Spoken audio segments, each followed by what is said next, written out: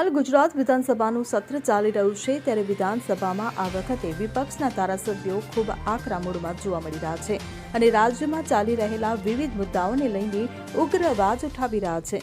ત્યારે ધારાસભ્ય જિગ્નેશ મેવાણીએ વિધાનસભામાં નકલી અદાલત, નકલી જેલ સહિતના મુદ્દે અવાજ ઉઠાવ્યો હતો। આ મામલે તેમણે રાજ્ય સરકાર પાસે ખુલાસો માંગ્યો હતો। આ સાથે ધારાસભ્ય જિગ્નેશ મેવાણીએ સરકારી બાબુઓના ચૂંટણી ખર્ચને લઈને પ્રશ્ન પૂછ્યો હતો।